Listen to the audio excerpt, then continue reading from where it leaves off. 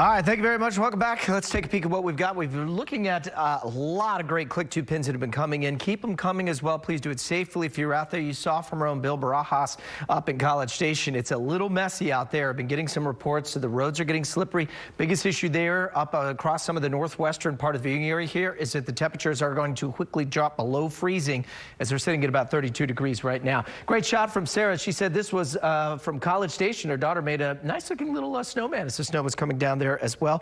Great shot here. This is from Patty over in Livingston.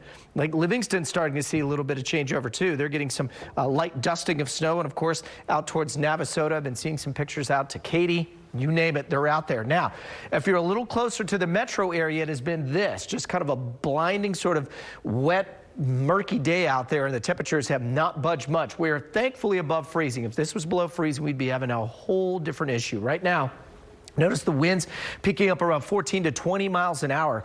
So we're getting on the backside of this system as the surface low moves to the south. I'll show you kind of the bigger picture here in a sec, but I also want to talk about that snow line is taking a dive down towards the greater Katy area. So everything to the north of that is changing over kind of a wet, slushy snow, as Rochelle showed you a second ago up near Huntsville. Meanwhile, everywhere else, with the exception, we're starting to see some changeover towards Bush Airport. Not only that, visibility is a big issue. In fact, we've got visibilities anywhere from around 2.5 to a quarter, 3 mile visibility, a little better as you get to the coast. So what's going on out there? Well, we've got the upper low that's driving this over towards San Angelo. It's the surface low that is pushing all this moisture in towards our neck of the woods. And so the more this tracks to the south, the more this can turn into snow.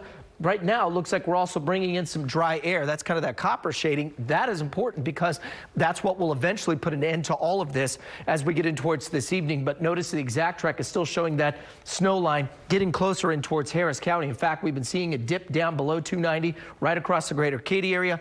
I do expect to see folks out in northwest Harris County to probably see some wet snowflakes starting to move in as well. Same thing from Livingston over to Huntsville, and then a good chunk of Montgomery County will probably see some snow. Further south, we were getting a quick little pop of some sleet just south of Pearland near Friendswood. Have to keep a watch on this, but still some heavy rain batches that have been moving through as well. So let's talk about what we're going to see over the next couple of hours. By 7 o'clock, I do think that we could even get some sleet, maybe some wet snowflakes mixing in around Sugar Land, downtown. Not out of the question. I certainly think that we could see some of that snow dipping southward. And then here's the issue. Look at the temperatures as we continue to sit close to freezing.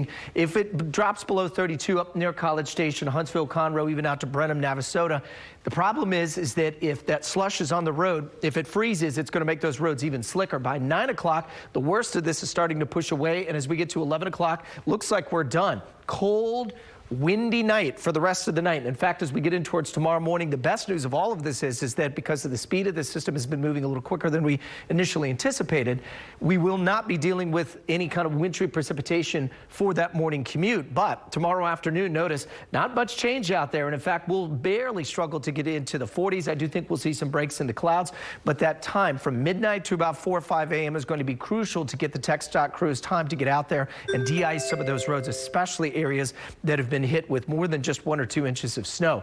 So better looking weather tomorrow, and then we slowly warm back up to the mid 60s by Wednesday and Thursday. A front will bring in a little cooler air as we get to Saturday. And the next rain chance is not until the following Sunday. So buckle up over the next couple of hours. We'll have more on this after the break. Stick around.